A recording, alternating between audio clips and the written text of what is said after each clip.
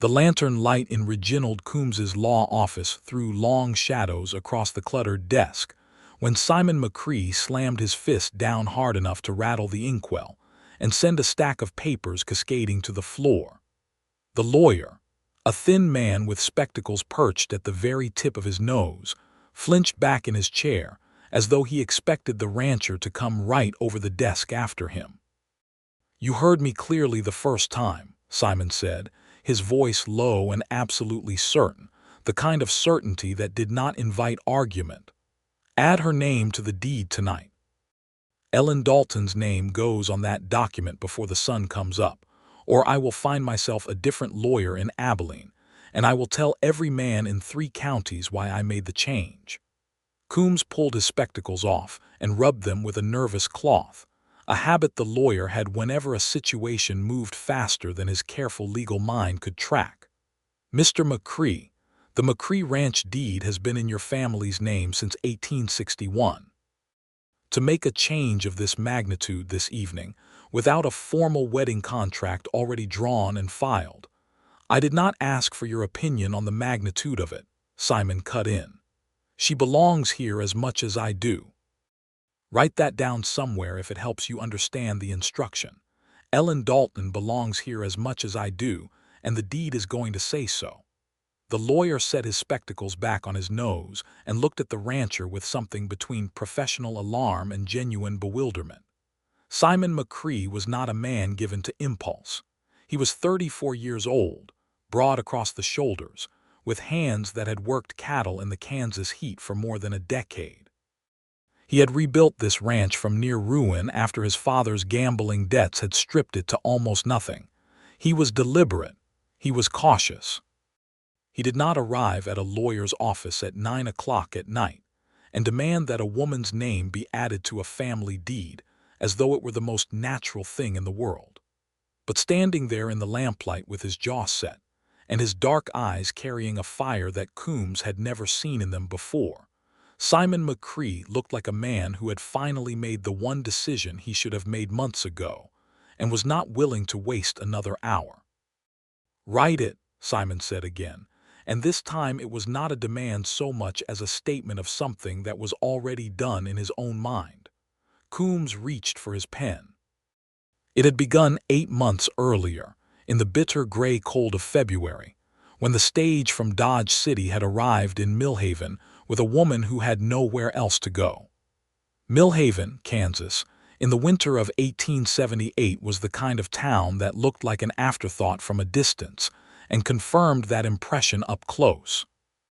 It had a livery stable, a general store run by a man named Horace Finch, a saloon called the Prairie Dog that smelled of sawdust and sorrow, a one-room schoolhouse that doubled as the church on Sundays, and a sheriff's office that was more often empty than occupied. The population numbered somewhere around 200 souls depending on the season, and everyone knew everyone else's business to a degree that made privacy a luxury no one could really afford. The stage pulled in on a Thursday afternoon, with a thin coating of ice on the wheels, and Ellen Dalton sitting in the far corner of the cab with a carpetbag in her lap, and a look on her face that she had carefully constructed over the course of 3 days of travel to give nothing away. She was 27 years old. She had brown hair that she wore twisted up at the back of her neck in a practical knot, and dark gray eyes that had seen enough in the last year to take most of the easy softness out of them. She was not beautiful in the way that stopped men in doorways, but there was something precise and attentive in her face that made people look twice once they had initially looked past her. She climbed down from the stage onto the frozen mud of Millhaven's Main Street with her carpetbag in one hand and a battered leather satchel over her shoulder, and she stood there for a moment taking stock of the place with the same quiet, methodical assessment she would have applied to any problem that needed solving. The problem she was trying to solve at this particular moment was the problem of her own survival. 3 months ago she had been a school teacher in St. Louis, a respectable position, a small rented room, a modest salary, and a life that fit her well enough even if it had never quite felt like it belonged to her. Then the man she had trusted most in the world, her brother Robert Dalton, had made a catastrophic series of choices that had left her reputation in tatters, her savings gone, and her position in St. Louis untenable in every practical and social sense. Robert was not a bad man. He was a weak one, which Ellen had come to understand was a different kind of danger. He had borrowed money under circumstances that reflected poorly on the entire Dalton name, had made promises he could not keep to people who did not forgive broken promises, and in the scramble to solve his own problems, had inadvertently exposed Ellen to accusations she could neither fully disprove nor fully ignore. The school board had not asked her to leave with cruelty. They had done it with exquisite politeness that made it somehow worse. They had said they were sure she understood. They had said they hoped she would land on her feet. She had taken what money she had left, written 3 letters, and followed the one that came back with an offer. The offer had come from a woman named Martha Hensley, who ran the Millhaven schoolhouse and had been corresponding with Eastern teachers for years in the hope of finding someone willing to take the post during her extended illness. Martha was 61 years old and suffering from a condition of the lungs that the doctor in Dodge City had described with clinical precision and very little optimism. She needed someone reliable. Ellen needed somewhere to be. The letter had been direct and honest on both sides, and that honesty had been enough. Ellen had taken the stage west. She stood on the main street of Millhaven with ice crystals forming on the wool of her coat and looked at the town, and thought that it was small and cold and far from everything she knew, and that this was exactly what she needed it to be. No one here knew Robert's name. No one here knew her shame. She could be just Ellen Dalton, the new schoolteacher, and she could begin again. What she had not accounted for was Simon McCrae. She met him on her 3rd day in Millhaven, though she did not know who he was when she first saw him. She had gone to the general store to purchase candles and a supply of writing chalk for the schoolhouse, and she was standing at the counter discussing the options with Horace Finch when the door opened behind her, and a gust of cold February air came in, followed by the solid presence of a man who clearly occupied space in the world without any uncertainty about his right to do so. He was tall, with dark hair gone slightly gray at the temples, and he wore a coat that had been expensive once and still carried itself well. He had the look of someone who worked outdoors with his hands but also sat at a desk making decisions, both activities having left their mark. He was carrying a list of supplies on a piece of paper which he handed to Finch, and then he stood waiting with his arms folded and his eyes moving around the store in that easy, assessing way of a man accustomed to keeping track of things. His gaze landed on Ellen. She was aware of it the way you are aware of a fire in a room when you are not looking directly at it. She did not turn around. "Morning, Mr. McCrae," Finch said from somewhere behind a stack of flour sacks. "New shipment of that coffee you like came in on the stage." "Good," the man said. His voice was a baritone with a slight roughness to it, like gravel run through with something smoother. "I am nearly out." Ellen paid for her candles and chalk, tucked the package under her arm, and turned to leave. He was looking at her, not in a rude way. In a way that was more like the same kind of quiet assessment she had applied to the town when she first arrived, measuring and considering. "You must be the new schoolteacher," he said. "I am," she said. "Ellen Dalton." "Simon McCrae," he said, and he said it without any of the weight that other people in Millhaven had given the name when they said it, all the weight of the largest ranch in the county and the history attached to it. He said it the way you say your own name when you have lived inside it long enough for it to just be a fact. "I know who you are," she said, because Martha Hensley had briefed her on the important names in Millhaven, and McCrae had been at the top of that list. "Martha mentioned you." "Only good things, I hope," he said.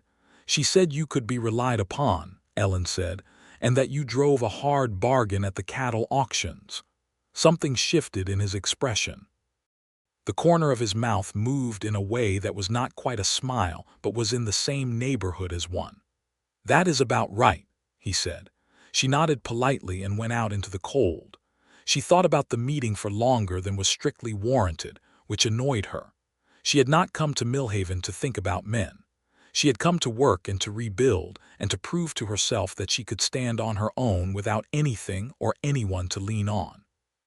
She put Simon McCrae firmly in the category of local notable and moved on, except that Millhaven was small enough that categories had a way of collapsing.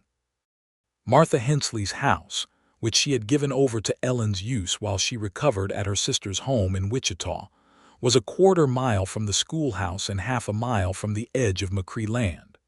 The McCrae Ranch comprised nearly 4,000 acres of grassland and creek bottom, the largest spread in that part of Kansas, running cattle that were shipped east through Abilene.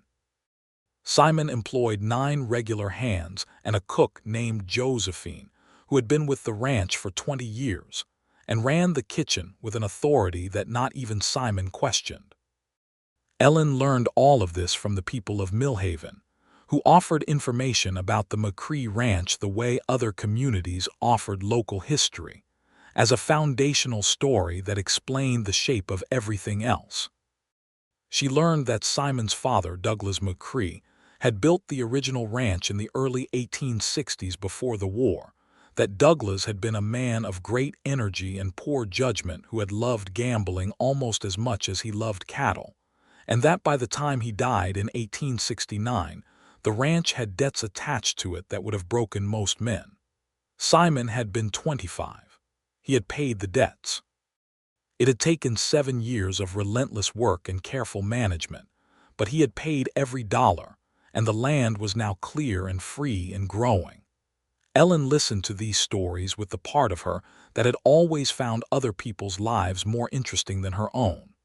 She filed Simon McCrae away as a man who understood what it meant to have something taken from you and then to build it back again, which was a thing she understood from a different direction.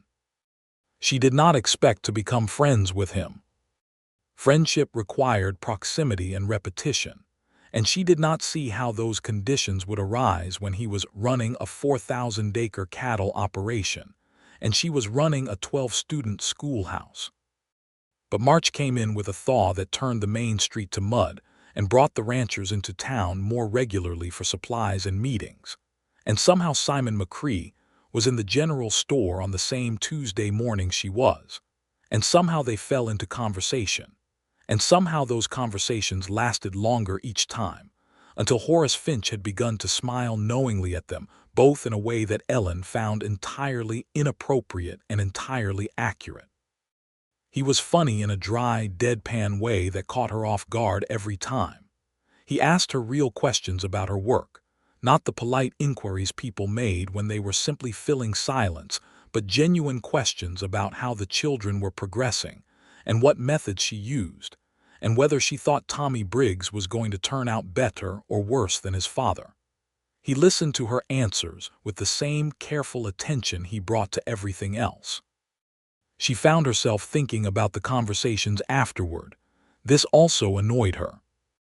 In April, the spring rains hit hard and washed out the bridge on the creek road, which meant that the southeastern portion of McCrae land was briefly cut off from the main ranch.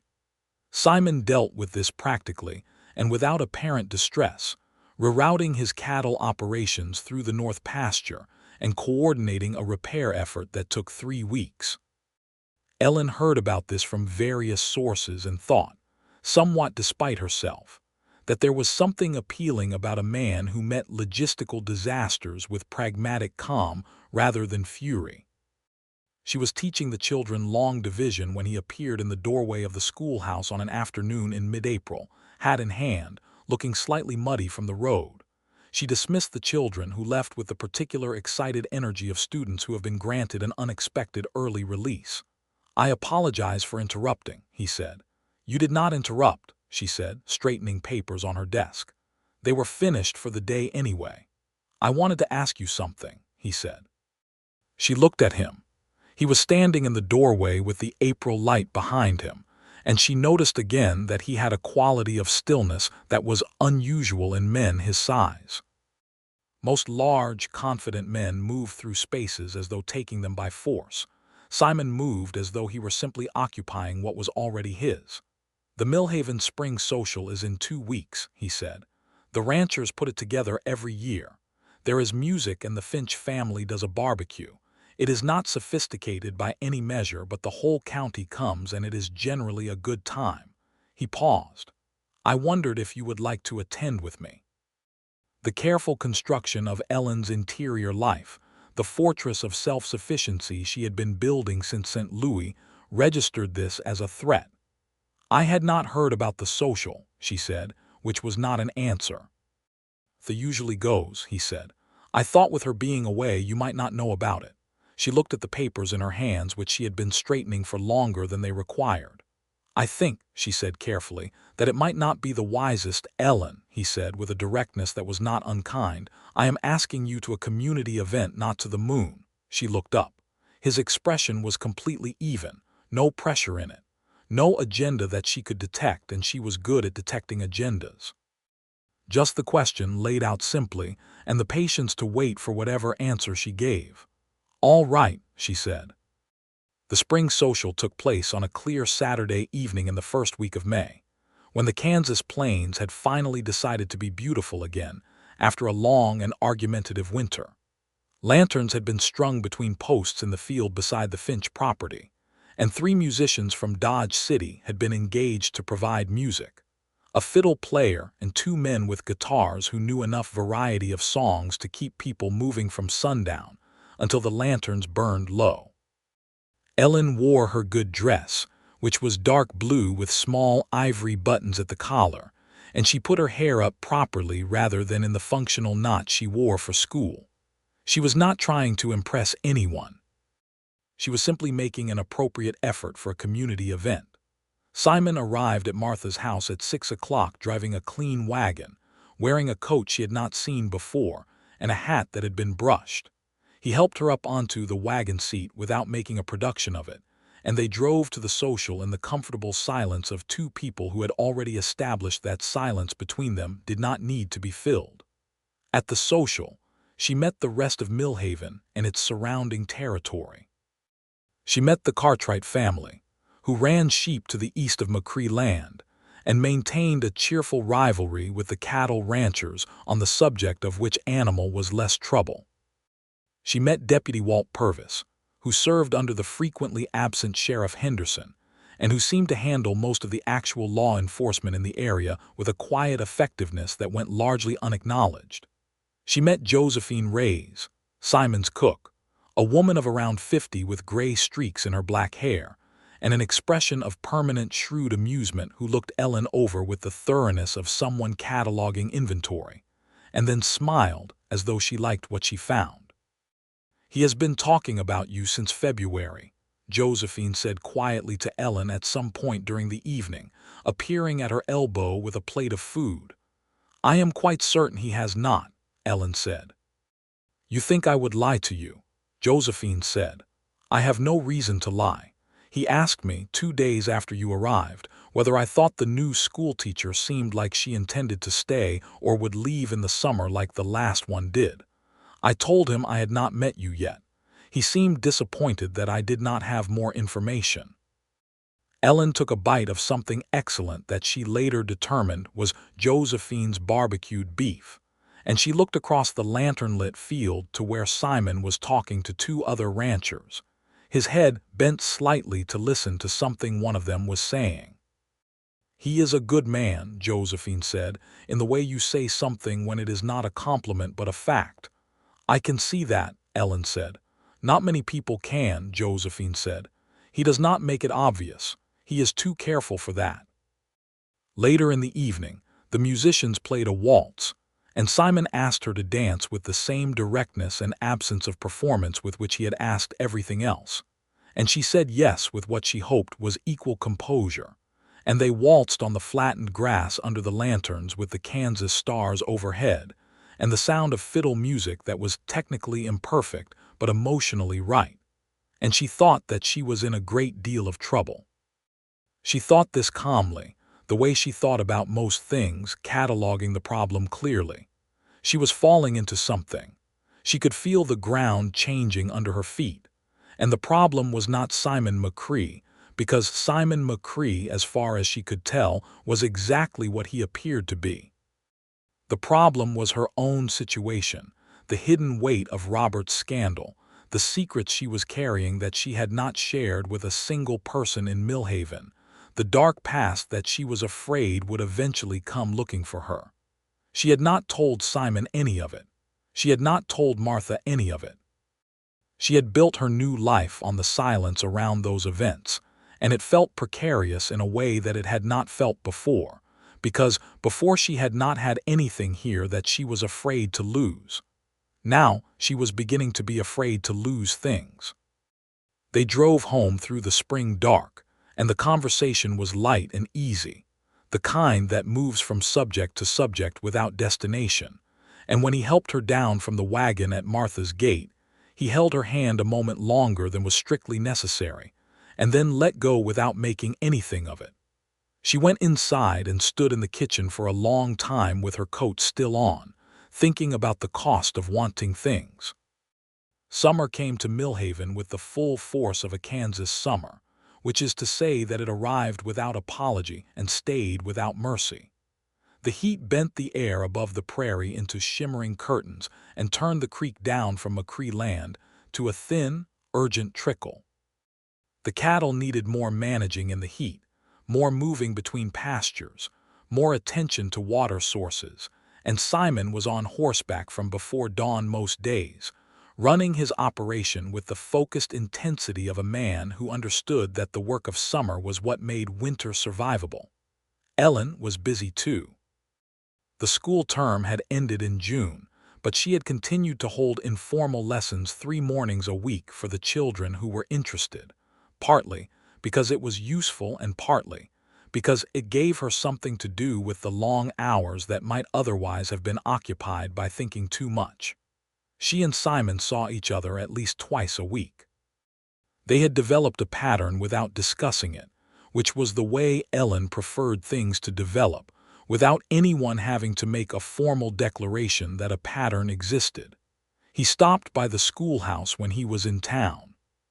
She sometimes walked out to the edge of McCrae land in the evenings when the heat had dropped a few degrees, following the creek path that ran alongside the fence, and twice he had appeared on horseback on the other side of the fence, returning from the far pastures, and they had talked across the wire in the long prairie dusk until the stars came out. She was aware that the town was watching. Millhaven watched everything, and a single woman and a single man who seemed to be gravitating toward each other with the slow inevitability of 2 things rolling downhill was the kind of narrative the town had been waiting to observe for some years, since everyone already agreed that Simon McCrae had been alone long enough. She was also aware of something she had not wanted to acknowledge, which was that the secrets she was carrying were becoming heavier. Every time Simon looked at her with that direct, honest regard, every time he told her something true about himself, the weight of what she had not told him grew. The story of Robert came out on a hot July evening when they were sitting on Martha's porch with glasses of water, watching the lightning on the western horizon that promised rain that the prairie desperately needed. It came out because Simon said something about trust. He was talking about a hand he had recently let go, a young man who had been with the ranch 2 years, and who Simon had discovered had been diverting small amounts of cattle feed to a neighboring operation in exchange for money. It was not a massive theft, Simon said, but it was a betrayal, and the betrayal was what he could not move past. He could have worked with the young man through almost any other kind of mistake, he said, but hidden motives, deliberate deception, a double face, those he found impossible to forgive. Ellen listened to this with the still, careful attention she gave to things that were landing with more force than they appeared to on the surface. And then she said quietly, "I have not been entirely honest with you about why I came to Millhaven." The lightning flickered far away. The air smelled of approaching rain. She told him about Robert. All of it, the borrowing, the promises, the people who had been harmed, the way it had come back to touch her life even though she had not been party to any of it. She told him about the school board and their polite, lethal courtesy.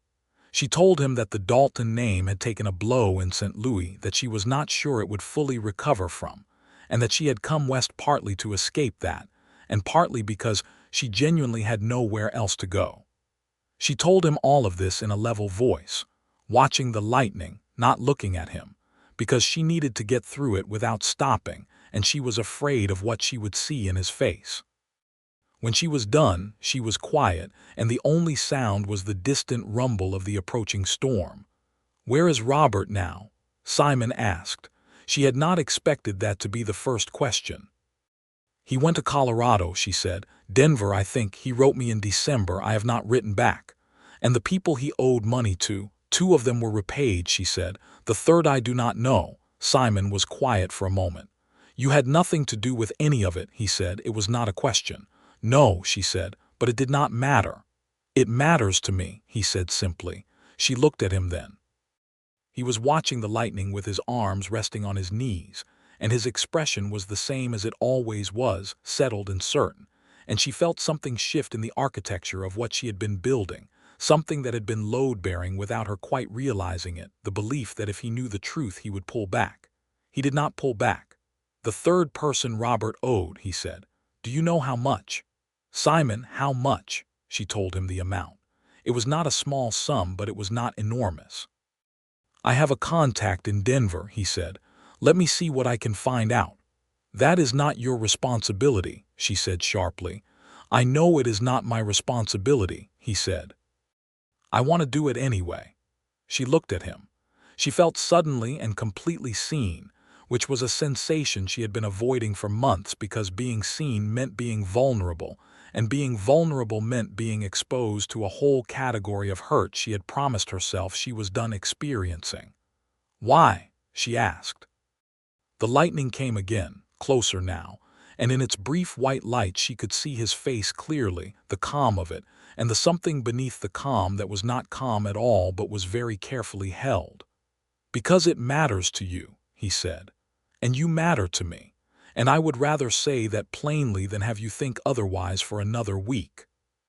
The rain arrived then, sudden and hard, drumming on the porch roof with the enthusiasm of something that had been held back too long, and they sat under it while the prairie drank. She did not say anything for a long time. Then she said, "I am not easy to know." "I have noticed," he said. "I do not mind." The crisis that nearly destroyed everything came in August. It arrived in the form of a man named Garrett Holt, who came to Millhaven on a sorrel horse and took a room at the Prairie Dog Saloon, and immediately began making discreet inquiries about the school teacher. Garrett Holt was 38 years old and carried himself with the ease of someone who was accustomed to finding what he looked for, and what he was looking for in Millhaven was Ellen Dalton.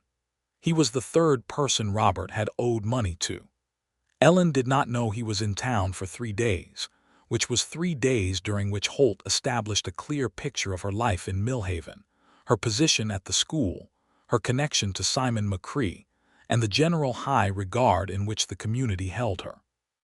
By the time she learned of his presence, from Deputy Walt Purvis, who came to the schoolhouse with the careful expression of a man bearing news he wishes he did not have to bear, Holt had already been to see Reginald Coombs, the lawyer, with a document. The document, Purvis explained with visible discomfort, was a promissory note signed by Robert Dalton in which Robert had pledged, among other collateral, his sister's wages and future earnings for a period of 2 years as guarantee against the loan. The document was almost certainly not legally enforceable, Purvis said, but Holt was representing it as though it were, and he was threatening to publish the details of the Dalton scandal in the Dodge City newspapers, which would almost certainly cost Ellen her position at the school if she did not agree to his terms. His terms, Purvis said with real discomfort, were that Ellen return to St. Louis with Holt, who planned to recoup his losses by placing her as a paid bookkeeper in a business he operated there. Ellen sat at her desk and listened to all of this with absolute stillness. Then she said, "Where is Mr. Holt right now?" "At the Prairie Dog," Purvis said. "Thank you, Deputy," she said. She picked up her coat and walked out of the schoolhouse. She was going to the Prairie Dog to tell Garrett Holt precisely what she thought of his document and his threats and his plan. And she was going to do it without help from anyone because this was her fight and her burden. And she had not survived St. Louis to be treated as collateral in someone else's transaction. She got to the Prairie Dog before Simon did, which was some kind of minor miracle because Simon had apparently also been informed of Holt's presence and his intentions, and had left the North Pasture at something approaching full gallop the moment the news reached him. She found Holt at a table in the near-empty saloon, a broad-shouldered man with a self-satisfied expression and a glass of whiskey, and she sat down across from him without being invited and put both hands flat on the table. "Mr. Holt," she said, "I understand you have been looking for me." He looked at her with the assessing gaze of a man running quick calculations. "Miss Dalton," he said, "I was hoping we could handle this quietly." "I would prefer loudly," she said. "I would prefer to conduct this conversation in the full hearing of everyone in Millhaven, because what you are proposing is coercion, and I would like the community to understand exactly what is happening here." He narrowed his eyes. "The document is legal, the document is a fraud," she said flatly. "My brother had no legal right to pledge my earnings, present or future, as collateral for his debts. I am not a piece of property. A lawyer has presumably told you this, which is why you are relying on the threat of public embarrassment rather than the courts." Holt picked up his whiskey glass, looked at her, and smiled in a way that was meant to suggest he held cards she did not know about. "Your position here is fragile," he said. "One letter to the right people." "Write your letter," Ellen said. He blinked. "Write it," she said. "Write every letter you want to write. I will not return to St. Louis. I will not work in any establishment of yours, and I will not be threatened into making choices that benefit you while costing me everything." She leaned forward slightly. "I have already lost things, Mr. Holt. People who lose things and survive become very difficult to threaten because you need something valuable to hold over a person's head, and I have already decided what I am willing to lose and what I am not." The saloon door opened behind her, and she knew without turning around who had come through it, because the quality of attention in the room changed. Simon McCrae walked around her table and stood beside her, and his presence in that moment was like a wall being placed between her and the wind. "Holt," he said. Holt looked between them with the expression of a man recalculating. "McCrae," he said carefully, "this is a private matter." "Nothing in Millhaven is private," Simon said. "And since you have come here making threats against a woman who is under the protection of this community, I think it is a matter that concerns everyone in this town." He looked at Holt with an absolute absence of aggression, which was somehow more intimidating than anger would have been. "Your promissory note is not enforceable. My lawyer has confirmed this. If you attempt to publish anything in any newspaper, I will retain counsel and pursue you for defamation. If you remain in Millhaven past noon tomorrow, I will ask Deputy Purvis to inquire more closely into the circumstances under which Robert Dalton contracted that loan, which I suspect will raise questions you do not want asked." Holt set down his whiskey glass. "Ellen," Simon said, without looking away from Holt, "you said everything that needed saying. The rest is just tidying up." Ellen looked at Garrett Holt and saw the moment when a man who had come looking for a vulnerable target recalculated the cost of the fight and found it too high. He picked up his hat from the table. "I will be leaving in the morning," he said, and it came out flat and stripped of its earlier confidence. "Tonight would be better," Simon said. Holt left his whiskey unfinished and walked out. In the silence he left behind, Ellen became aware that her hands were not entirely steady. She had not noticed this while she was talking to Holt, but now that the confrontation was finished, the steadiness she had called up was draining away. Simon sat down across from her in the chair Holt had vacated. "You were going to handle that yourself," he said. "I was handling it myself," she said. "You were," he agreed. "I watched from the door for a minute before I came in. You had him." She looked at her hands. "I needed to do that," she said. "It was my fight." "I know," he said. "That is why I let you start it. I just wanted to be there." She looked up. His face was doing the thing it did sometimes, the thing where the careful steadiness cracked just slightly and let her see the depth of what was underneath it. "Simon," she said, and then stopped because she was not sure what she meant to say next. "I know," he said again, quietly, as though the sentence she had started was one he had already heard. She did not cry. She was not a woman who cried easily, and she had used up most of her capacity for tears in the months after St. Louis. But she felt the pressure of something in her chest that was not sadness and not relief, but a combination of things that had been held too tightly for too long. "He is going to write those letters," she said. "Probably," Simon said. "And when he does, we will deal with it, together if you will let me." She looked at him for a long time across the worn table of the Prairie Dog Saloon with the afternoon light coming in dusty through the windows, and something that had been held very carefully at a distance for months came all the way in. "I think," she said carefully, "that I am going to need some time to learn how to let someone do that." "I have time," he said. Garrett Holt left Millhaven that evening. He did, as Simon had predicted, write a letter to a Dodge City newspaper. The letter ran in a small column, and the editor, who had no love for scandal mongers without solid evidence, buried it on an inside page where it attracted minimal attention.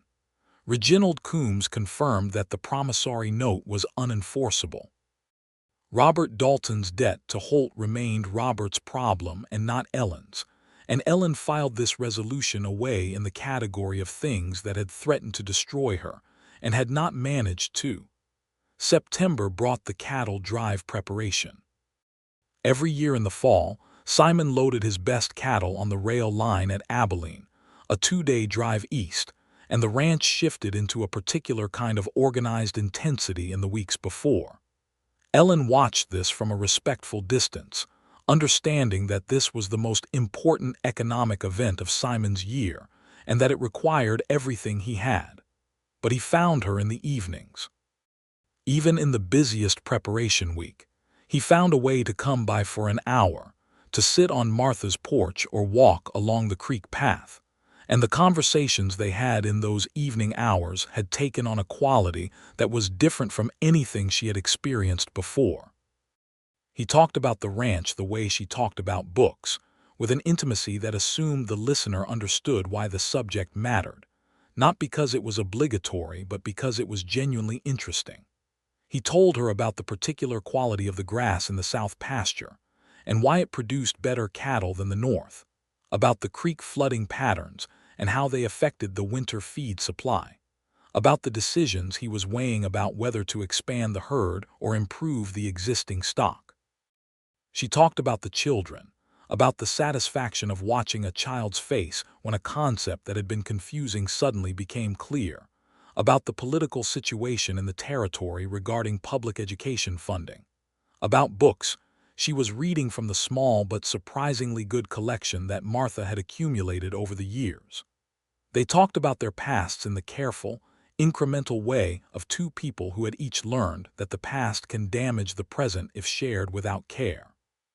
He told her about his father, not with bitterness, but with a kind of clear-eyed understanding that had obviously taken years to arrive at. She told him more about her childhood in Ohio before the family had moved to Missouri, about her mother who had died when she was 15 and her father who had been a good man, but a remote one, leaving her and Robert largely to navigate themselves. She understood, in the intimacy of these conversations, that she was doing something she had told herself she would not do, which was becoming necessary to someone, and allowing someone to become necessary to her. The understanding was not frightening anymore. It had moved past frightening into something that felt more like inevitability, which was a word she had always associated with outcomes that could not be avoided, and had recently begun to associate with outcomes that should not be. He kissed her for the first time on a September evening just before the cattle drive, standing at the gate of Martha's house in the warm dusk with the crickets loud in the grass and the first stars appearing. And it was the kind of kiss that was both exactly what she had expected and completely different, careful and certain at the same time, asking something and already knowing the answer, and she put her hand against his chest and felt his heart, which was not, she was glad to discover, remotely steady. The cattle drive went well. He returned from Abilene in early October with the proceeds of the sale, which were better than the previous years, and came directly to the schoolhouse rather than to the ranch, which she found touching and said so. And he said she was the first thing he wanted to see when he got back. And the fact that he said this without any apparent self-consciousness or performance made it more affecting than any number of carefully constructed declarations would have been. October was beautiful on the plains in a way that was different from spring or summer beauty, something more deliberate and burnished about it, the gold of the grass and the deep blue of the sky and the particular quality of the autumn light. Ellen walked the creek path most evenings now, and she was often not walking it alone. There was a conversation in October that she had known was coming, and had been thinking about in the careful, preparatory way she thought about things that were both important and potentially difficult. She had been in Millhaven 9 months. Martha Hensley was not returning from Wichita. Her sister had written to Ellen in September with the news that Martha's condition had declined significantly, that the lung trouble was worse, and that the town would need to consider the school position permanent rather than temporary. This meant Ellen had a decision to make about whether Millhaven was where she was going to stay. She had already made the decision. She knew this. She had known it for some time. She was going to stay, and the reasons were multiple and clear, and the most important of them was standing beside her on a creek path in the October evening.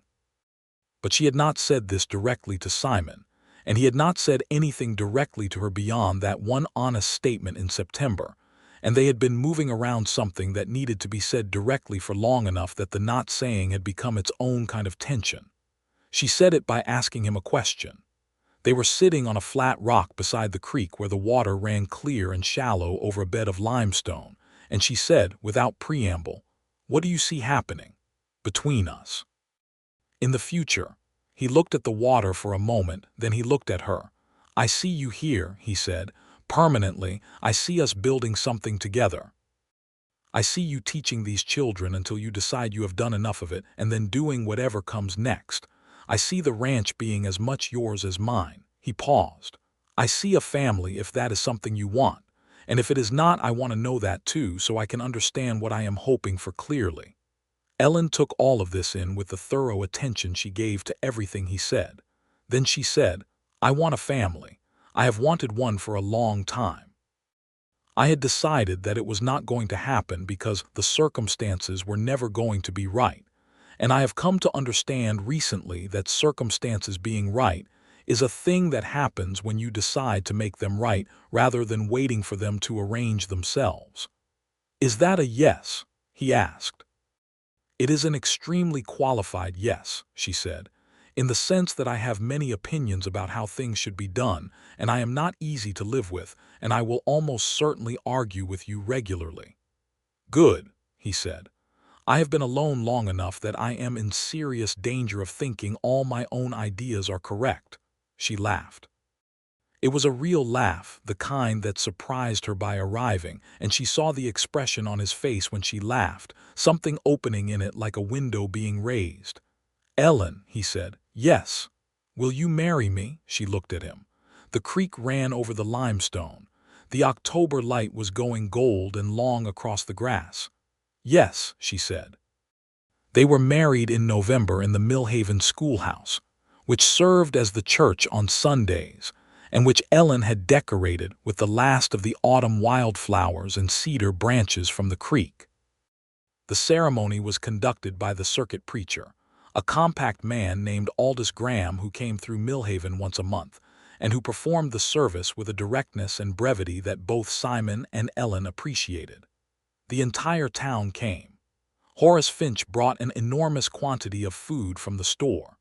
Josephine Reyes brought 3 things she had been cooking for 2 days, any one of which would have been sufficient on its own. Deputy Purvis cleaned up to a degree that suggested considerable effort. stood near the back with a slightly damp expression that he clearly felt was not appropriate to his professional dignity. The Cartwright family came from their sheep farm and danced with genuine enthusiasm at the reception afterward. Even the 3 children who were Ellen's most reluctant students showed up looking scrubbed and managed to behave themselves for the duration. Ellen wore the dark blue dress with the ivory buttons that she had worn to the spring social, because she did not have another dress suited to the occasion, and because it felt right to wear the thing she had been wearing the first time everything changed. Simon wore his good coat and a brocade vest that Josephine had apparently been saving for this occasion for some unspecified period of time. When Aldous Graham pronounced them married, and Simon looked at her with an expression she had never seen on his face before, which was a complete, unguarded happiness that he was not trying to moderate or contain, she thought that she had not known that arriving somewhere could feel this much like arriving rather than like leaving something behind. She moved into the ranch house, which was large and well-built, and had clearly been maintained by a man who took care of things, but had not been softened by a woman's presence in some years. She made changes slowly and thoughtfully, adding curtains she made herself from fabric ordered from Abilene, rearranging the books that had accumulated on Simon's shelves, installing herself in the spare bedroom that became her study, where she kept her school preparations and her own reading and the correspondence she maintained with teachers in other parts of Kansas. Josephine welcomed her into the ranch household with the warm authority of a woman who had been running things for 20 years and was genuinely pleased to have someone new to think about. They established a kitchen collaboration early, Josephine cooking the main meals and Ellen contributing what she had learned from her mother's receipts, and the meals that came out of that collaboration were better than either of them produced alone, which seemed like a good sign. The ranch hands, 9 men ranging from 18-year-old Danny Alcott to 60-year-old Bert Crane, who had been with the ranch since Douglas McCrae's time, received Ellen with varying degrees of shy welcome. Most of them seemed to understand that the arrival of a capable, direct woman in the position of Mrs. McCrae was going to improve things generally, and they conducted themselves accordingly. Danny Alcott, the youngest, who was still at the age when being around an educated woman made him simultaneously bashful and eager to prove himself, took to stopping by the kitchen with questions about spelling and arithmetic that he claimed were for practical purposes, which was largely true but not entirely. The winter was hard that year, harder than the previous one, with 2 January blizzards that kept everyone at the ranch for days at a time. Ellen graded papers by the fire and read and talked to Simon in the long evenings about everything and nothing, and she discovered that she was one of those people who becomes more herself when she has someone to think with, someone whose mind works differently enough from hers that the friction of the difference produces something better than either would have reached alone. They disagreed sometimes with real heat. About ranch management, which she had opinions about despite knowing far less than he did, and to his credit he listened and sometimes was persuaded. About education policy for the county, which he had opinions about despite knowing far less than she did, and she listened and occasionally changed her position. About what to do about the broken fence in the west pasture, which turned into a full 2-hour conversation about planning and priorities that ended with them both laughing at how invested they had become in a fence. In February, exactly 1 year after Ellen had stepped off the stage in Millhaven with her carpetbag and her carefully constructed expression that gave nothing away, she told Simon she was expecting a child. She told him at breakfast, because she was not good at delayed information and had been sitting on this knowledge for 4 days already, which was approximately 3.5 days past her personal limit for waiting. She set his coffee in front of him and sat down and said, "I think we are going to have a child in the autumn." He looked up from his coffee. The morning light was coming in through the new curtains and falling across the table between them, and she watched his face go through several things in quick succession, before it settled on something that was not a word she could easily define, but that looked like a man for whom everything that was important had just become more so. "Are you well?" he said first, which she found characteristic and endearing.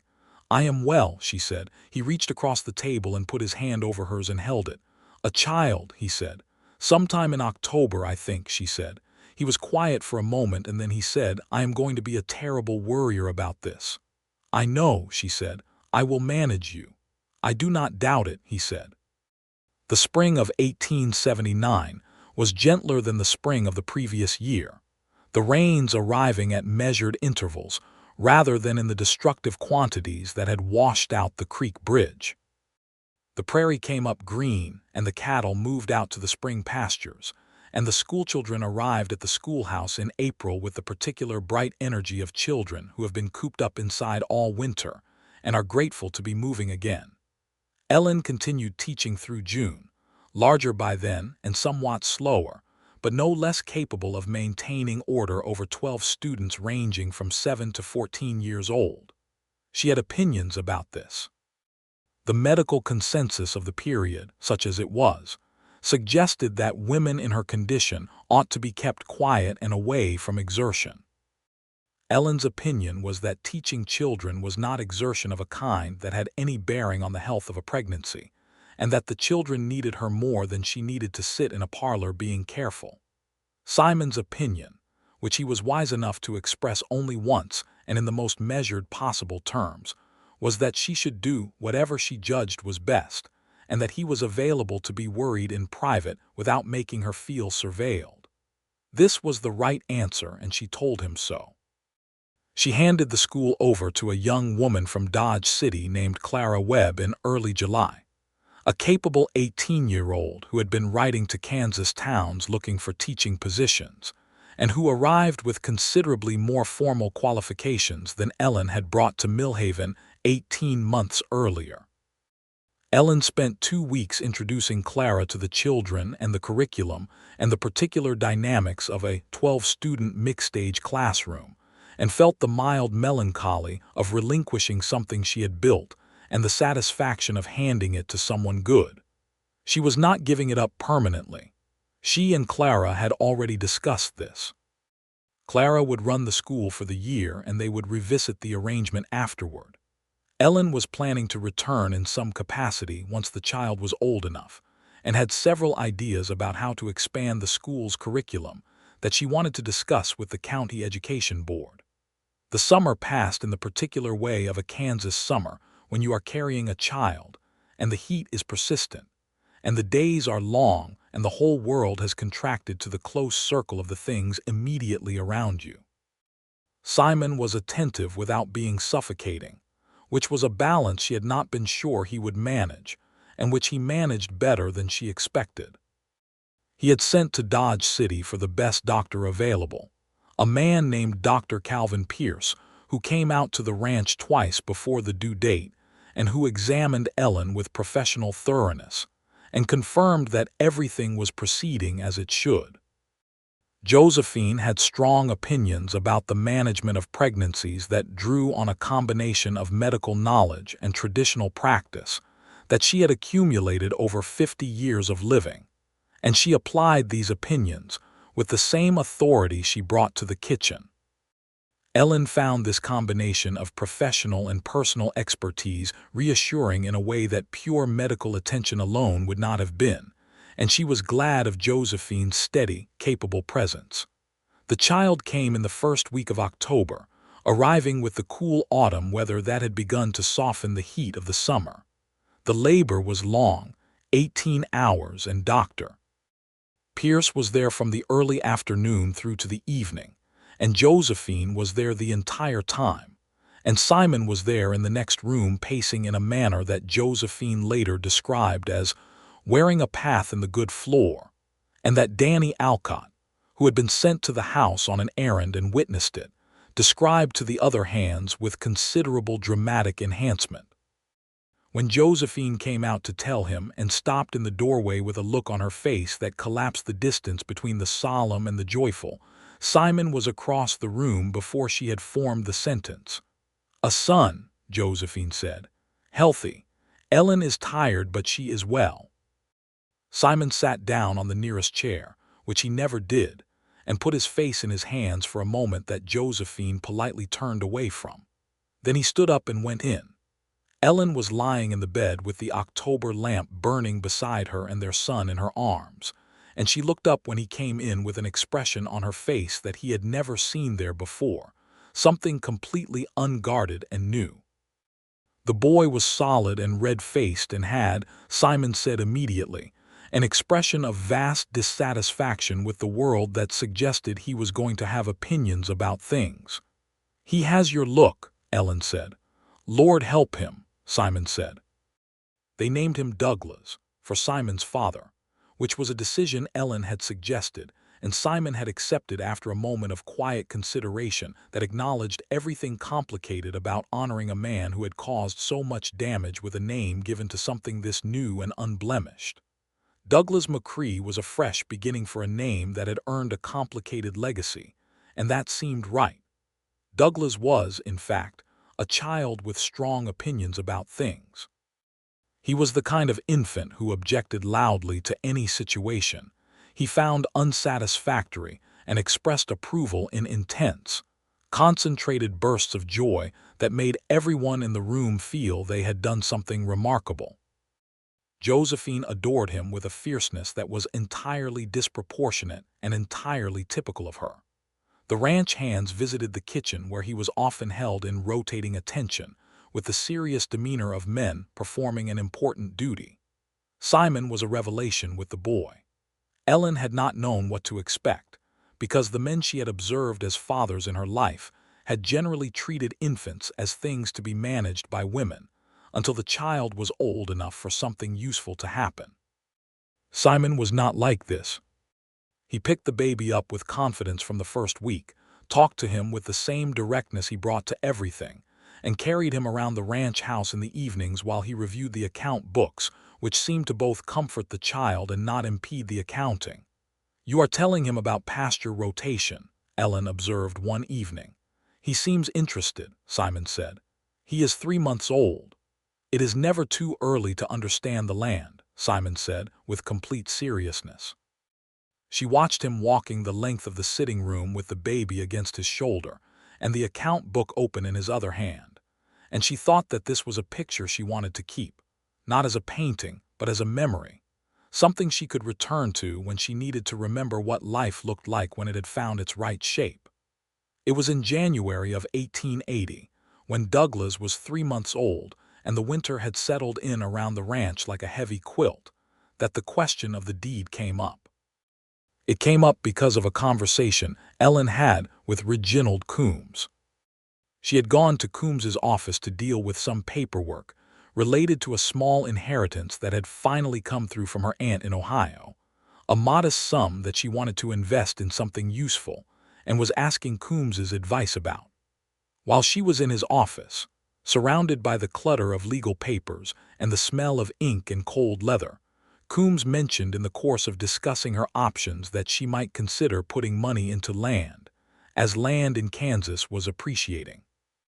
She said, with mild curiosity, that she supposed the McCrae Ranch deed was in Simon's name alone, since it had been a family property before their marriage. Coombs confirmed this in the tone of a lawyer for whom this was an entirely unremarkable state of affairs, as indeed it was. Married women did not typically appear on deeds. This was simply how things were done. Ellen thought about this on the drive back to the ranch, with Douglas asleep in the basket beside her on the wagon seat and the winter sky low and gray overhead. She thought about what it meant to belong somewhere. She had spent most of her adult life in places she did not quite belong. St. Louis had been the longest but never the deepest, and she had understood belonging mostly as a feeling, as a kind of interior recognition. She had found that recognition in Millhaven and in the ranch, and in the life she and Simon had built together. But there was something in the legal fact of the deed that bothered her in a way she had not anticipated. It was not that she distrusted Simon. She trusted him absolutely, which was not a state she had ever previously managed in relation to another person, and which had been achieved slowly and honestly, and was entirely warranted. It was something else, something harder to name, a feeling about what it meant to have the terms of her belonging dependent on someone else's goodwill, even someone whose goodwill she had no reason to doubt. She was thinking about her mother, who had been entirely dependent on Ellen's father, and who had loved him and been well provided for, and had still died in a house where her name was on nothing, and she owned nothing, and the legal fact of her existence in that household was entirely mediated by the man who headed it. Ellen had watched this and had made certain decisions very young about what she needed for herself, and then Robert's situation had stripped away most of what she had built, and she had come west with nothing. And now she had everything again, but the everything had a legal architecture that she had not examined closely enough until now. She did not say anything about this to Simon that evening, because she wanted to think about it clearly before she spoke about it, which was her way. She thought about it for 2 days. She turned it over from every angle. She examined her own feelings about it for the distortions that could come from past hurt, and she found that even when she adjusted for distortion, the feeling remained clear and consistent. On the third evening, she told Simon. She told him simply and without drama, sitting across the dinner table from him after Douglas had been settled for the night, that she had been thinking about the deed and that she wanted to understand how he thought about it, because she realized she had never asked. Simon listened to all of this with the focused attention that was one of the things she most valued in him. When she was done, he was quiet for a moment. "You feel like a guest," he said. She considered this. "Not exactly," she said. "You have never made me feel like a guest, but the legal structure says I am one. And I think," she paused, looking for precision, "I think that matters to me more than I expected it to." Simon pushed back from the table slightly and looked at her with an expression that was doing something she could not quite read. "How long have you been thinking about this?" he said. 3 days. "Why did you not tell me sooner?" "Because I wanted to be sure I understood what I was feeling before I said it." He nodded slowly. Then he said, "The ranch belongs to you as much as it belongs to me. It has since the day you came here. That is how I think about it and how I have always thought about it." He paused. "The fact that the deed does not say so is something I should have attended to sooner." She looked at him. "You never thought about it." "I thought about it," he said. "I assumed," he stopped. "I assumed you knew that I saw it that way, which is not the same as making it legally true. You are right to raise it." He stood up from the table, put on his coat, and picked up his hat. "Where are you going?" she said. "To see Coombs," he said. "Simon, it is 8 o'clock in the evening." "He keeps late hours when he has work," Simon said. "And even if he does not, I know where he lives." She watched him go with the particular feeling of a woman who has said something important and been heard in the fullest possible sense, which is not just that the words were received, but that they were taken seriously enough to act on immediately and without equivocation. She heard, several days later from multiple sources, because Millhaven was Millhaven, that Simon McCrae had appeared at Reginald Coombs's office at 9 o'clock in the evening and demanded, in the manner of a man who considered the matter already decided, that his wife's name be added to the McCrae ranch deed that night. That he had said, with complete certainty and no apparent awareness that this was an unusual position to take, that Ellen Dalton belonged there as much as he did, and that the legal document should say so. Coombs had added her name. She did not learn of this from Simon directly. He came home the following day while she was nursing Douglas in the sitting room, and he sat down across from her and said, "It is done. The deed has your name on it. I should have done it on our wedding day, and I did not think of it clearly enough, and I am sorry for the delay." She looked at him. "Coombs seemed startled," he said. "I think he was expecting me to think about it longer." "You are not a man who thinks longer than necessary about something he has already decided," she said. "No," he said. "I am not." She shifted Douglas slightly in her arms. The baby was asleep, one small fist curled against her chest with the absolute confidence of an infant who has no idea what the world is and trusts completely that it will provide. She thought about belonging, about the difference between the feeling of it and the legal fact of it, and about how Simon had collapsed that difference in the same direct, decisive way he approached everything. "Thank you," she said. He looked at her with the expression that she had come to think of as entirely his, the one that was not performing anything but was simply present. "You do not have to thank me," he said. "It is yours. It was always going to be yours." The spring of 1880 brought several things to the McCrae Ranch and to Millhaven. Clara Webb had a proposal of marriage from one of the Cartwright brothers, and accepted it with the stipulation that she would continue teaching through the spring term, which everyone agreed was the right outcome all around.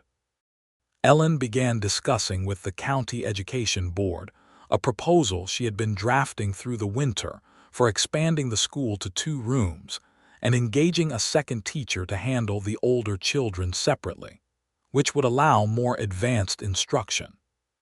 The board, a group of practical men who were generally resistant to change but responsive to a well-argued case, looked at Ellen's written proposal with the wariness of bureaucrats encountering competence and agreed to consider it.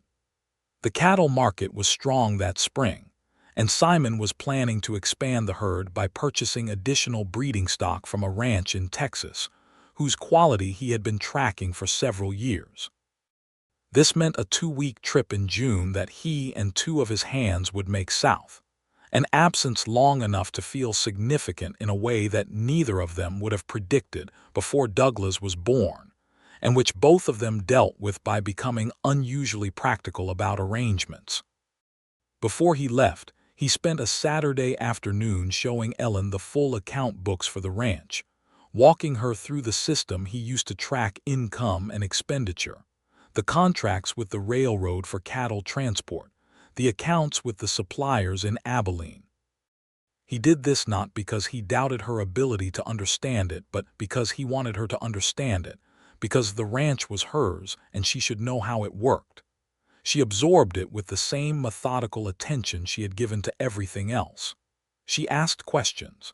Some of them he could not immediately answer, which he admitted without any of the pride that would have made him deflect, and he noted the questions down to look up before he left. By the end of the afternoon, she had a working understanding of the ranch's finances that was better than that of some men who had been managing their own operations for years, which did not surprise him. The 2 weeks he was gone were productive for her and long in the evenings. Douglas was growing fast and was beginning to show the early signs of the mobility that would, in a few months, make him a significant management challenge. He had his father's determined quality, the sense of a person who has decided something and is proceeding with the decision regardless of external circumstances. He was currently deciding that he could sit up on his own, and was making this decision with great energy and mixed results. She wrote letters and reviewed the school proposal and read 2 books she had been meaning to get to since October, and helped Josephine put up the first of the spring preserves, and did not, on most evenings, allow herself to sit quietly with the feeling of the house being less full than it should be, because that was an indulgence she reserved for the last half hour before sleep. Simon came back from Texas with 17 head of quality breeding cattle, and a story about a card game in a Fort Worth saloon that she listened to with the suspicion that it was heavily edited for her benefit, and the certainty that the unedited version would have been more interesting. He came back also with a small piece of turquoise set in silver on a fine chain, which he said he had bought from a Comanche trader at the edge of the Indian Territory, because it was the exact color of a certain Kansas sky in winter, and had reminded him of her, which was the most romantic thing anyone had said to her in her entire life up to that point, and which she received by looking at the necklace for a long time, and then putting it on and not taking it off again. The summer of 1880 moved through its heat, and its work, and its evening conversations with the satisfied rhythm of a life that has found its pattern. The school expansion was approved in July with a funding allocation that was less than Ellen wanted and more than she had expected, and she began the search for a second teacher while simultaneously managing her own return to the classroom in a part-time capacity that Josephine monitored with the alertness of a woman who has strong opinions about people doing too much. Douglas learned to crawl in August with the focused intensity of a small person who has decided that the world is much larger than his previously permitted territory and intends to investigate all of it. He found the ranch kitchen particularly compelling, possibly because of Josephine's presence and the smells and the general quality of activity. Josephine began keeping a small basket of safe objects at floor level for him to examine, and he treated this collection with the serious attention of a scholar. In September, Ellen discovered that she was expecting again. She told Simon at breakfast again because she was still not good at delayed information, and his response was again to put his hand over hers and to ask first whether she was well and to sit for a moment with the weight of it settling. 2 children, he said. That is the current projection, she said. Douglas is going to be a terrible older sibling, he said. He already has too much confidence in his own position. He will be better for the competition, she said. That is exactly what my father said about me and my brother, Simon said, and I am not sure it worked because my brother left for California in 1872 and has not been back. Ellen considered this. We should write to him, she said. Your brother. He should know about Douglas and about this one. Simon looked at her. His brother James was a subject they had discussed in fragments, the complicated texture of 2 men who had grown up under a difficult father and had dealt with it differently, James by leaving and Simon by staying. I have thought about writing, he said. Think about it more decisively, she said. He wrote to James in October. The letter took 3 weeks to reach him in San Francisco, where James McCrae had been working in a shipping company and living the coastal life that was as different from the Kansas plains as anything could be. James wrote back in November with a letter that was careful in its warmth, as though he was not sure how much warmth was warranted after years of distance, but genuine underneath the carefulness, and he expressed real congratulations about Douglas and real interest in the news about the new baby coming in the spring. This correspondence continued. It was tentative at first and became less so over the months, and Ellen, who managed her own correspondence with a thoroughness that left nothing unanswered, wrote to James herself in December, introducing herself as a person rather than as the wife of his brother, asking him direct questions about his life and his work and his thoughts, and receiving in return a letter that was substantially more expansive than the ones he had written to Simon, because Ellen was easier to be expansive with.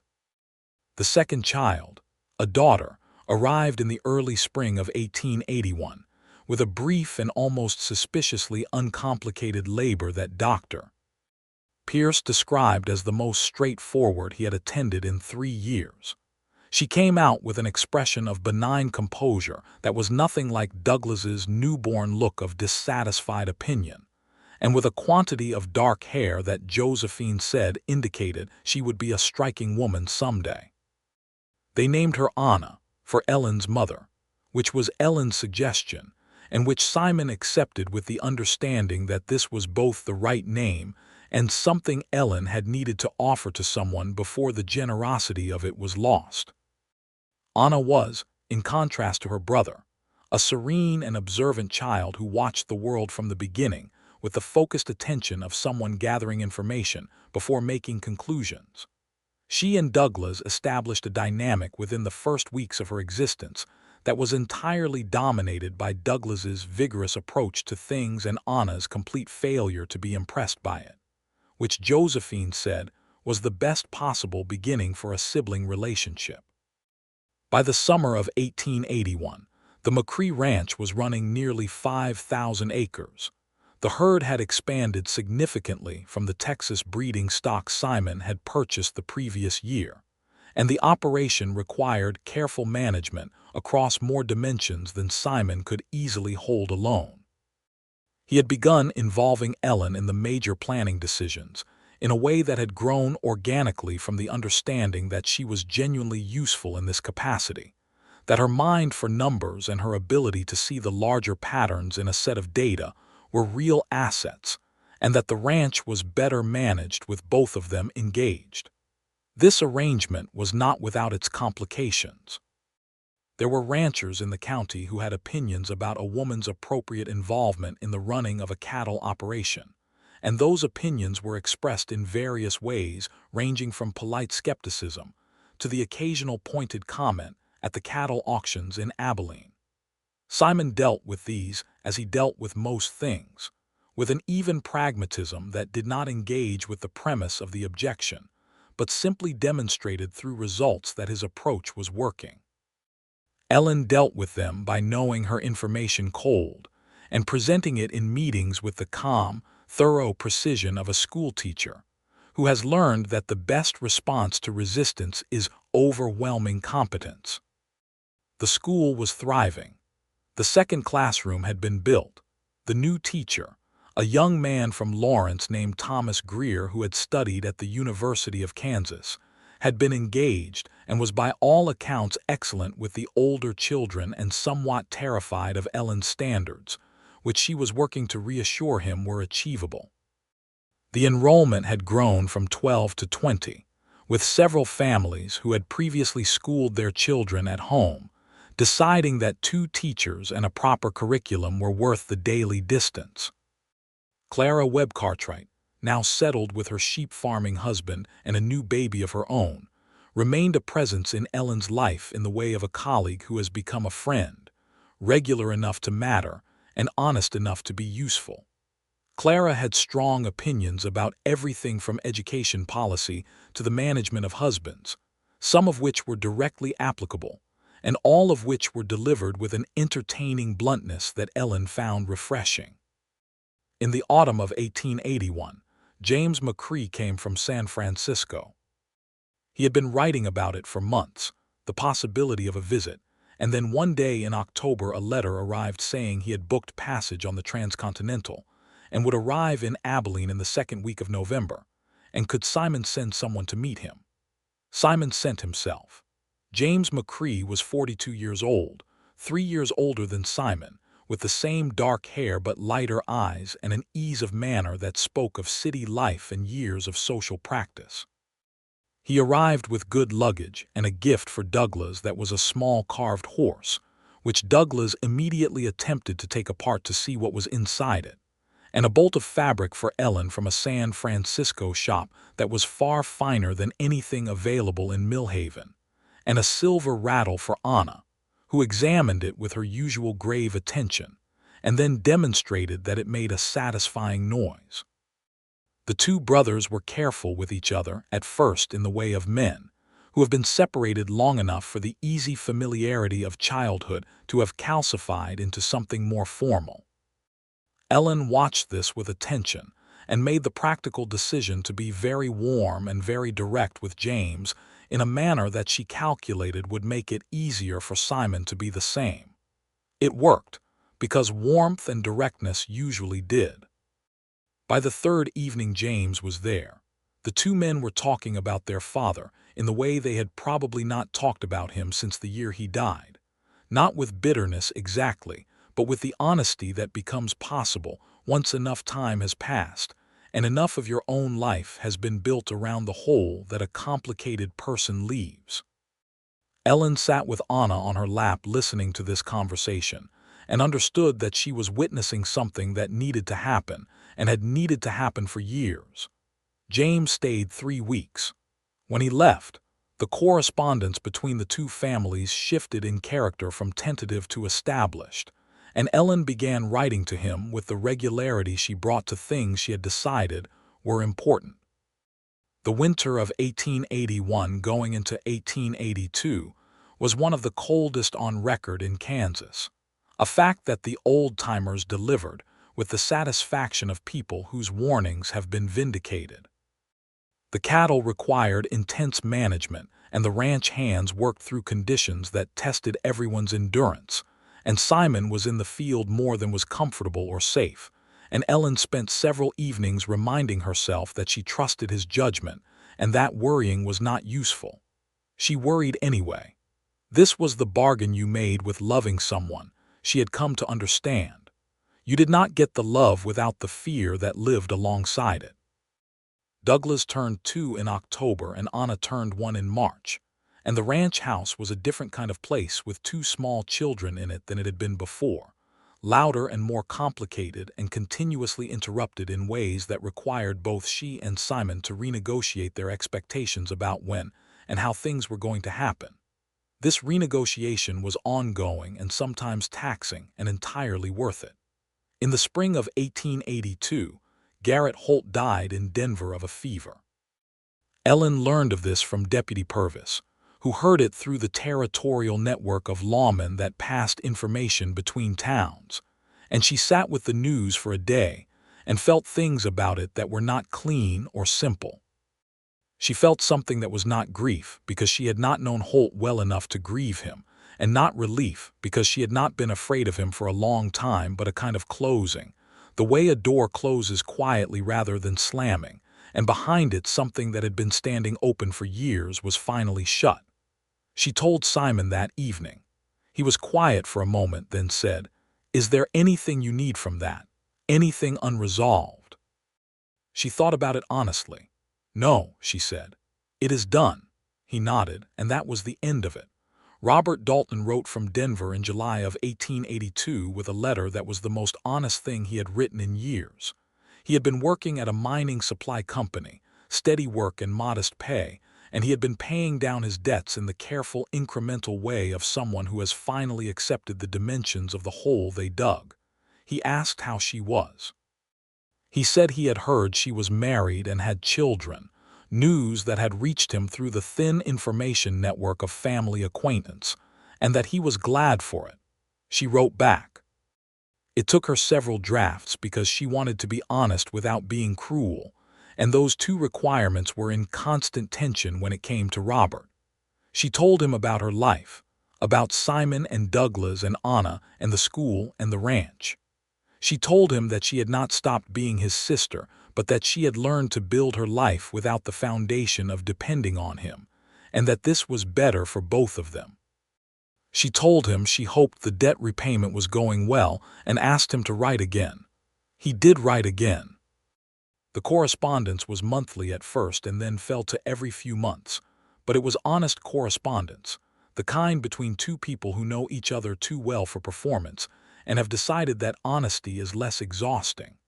Simon met Robert in October of 1883, when Robert came through Kansas on his way east and stopped in Millhaven for 2 days. Ellen watched this meeting with interest and some anxiety. Robert was 42 by then, a bit worn by his years but clearer in the eyes than she remembered, a man who had spent 5 years working his way back from a very low point and showed the evidence of the effort. Simon shook his hand and invited him to sit down at the dinner table and pass the biscuits, and treated him with the same level, unpretentious decency he extended to everyone who sat at that table, which was not warmth exactly because the warmth was still being earned, but which was fairness, and fairness, Ellen thought, was where trust had to start. By the second day, Robert and Simon had a genuine conversation about cattle pricing and regional economics, which was not the most emotionally significant conversation, but was the most comfortable one. And when Robert left to continue east, he shook Simon's hand again and said, with a simplicity that cost him something, "She is well." Really well. I did not let myself hope for that after everything. She built it herself, Simon said. I just stayed in the vicinity. Ellen, who overheard this, did not mention that she had overheard it, because some things were better received without comment. Douglas turned 4 in October of 1883 with the personality of a person who has been 4 years old for a long time and has simply been waiting for the calendar to catch up.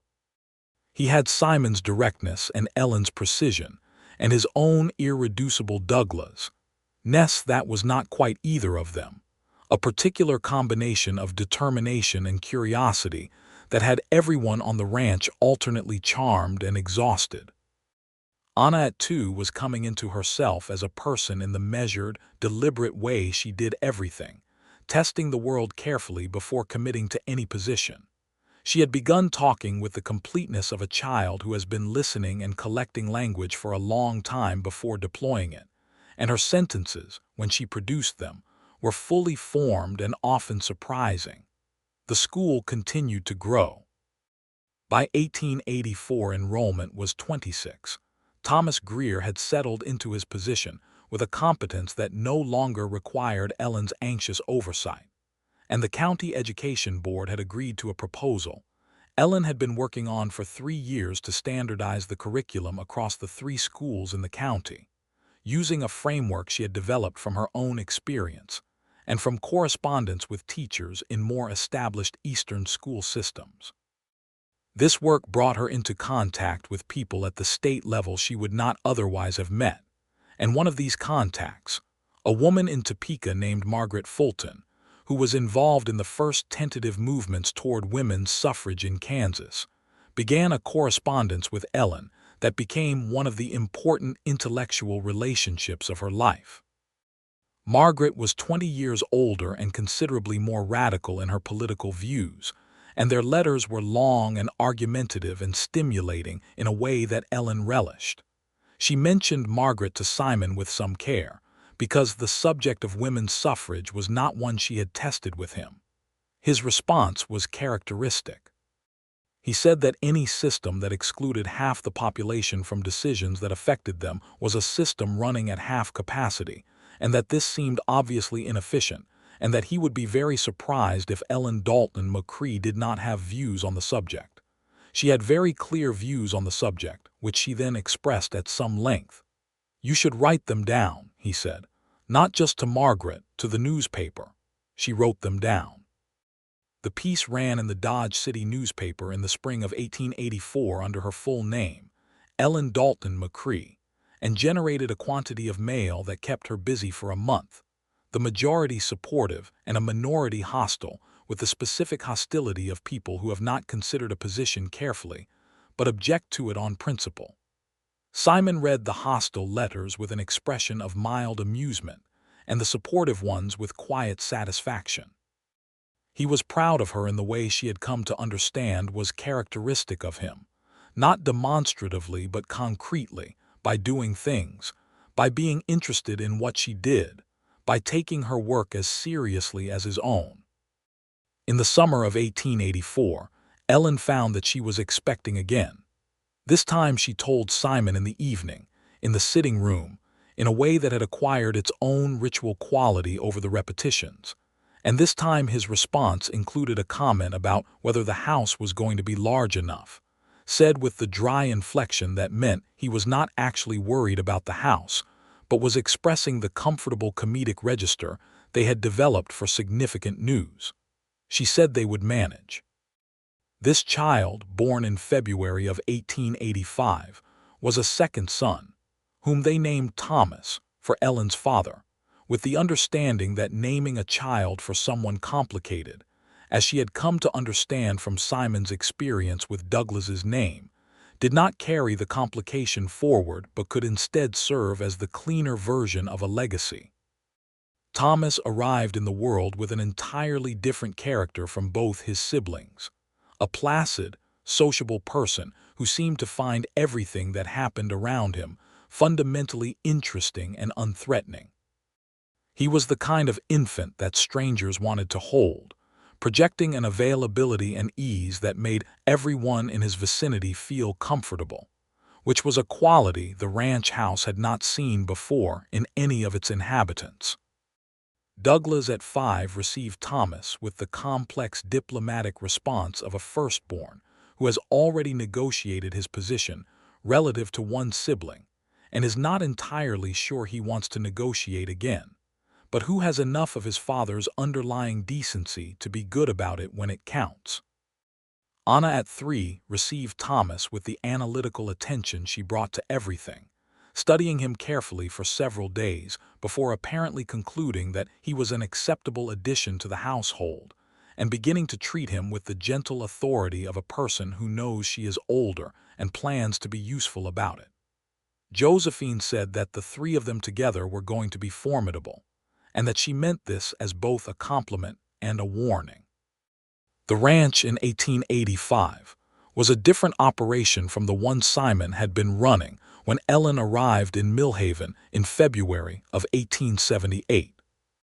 The herd was larger, the land was managed more scientifically, with attention to grass rotation and water management that Simon had developed partly from his own observation, and partly from reading about the practices being discussed by the new agricultural colleges, which he followed with the interest of someone who believes that knowledge is a tool like any other. He had added 2 new hands, bringing the total to 11, and had built a second bunkhouse the previous summer to accommodate them properly. He had also, with Ellen's involvement, begun a program of supporting the families of his ranch hands in ways that were unusual for the time, not charitable so much as practical, providing access to the ranch's medical resources when Dr. Pierce made his visits, maintaining a small lending library of books and newspapers for the hands who wanted them, and paying wages that were consistently above the regional average. This had resulted in a remarkably stable workforce, the kind of loyal, experienced team that made the difference between a good cattle operation and an exceptional one.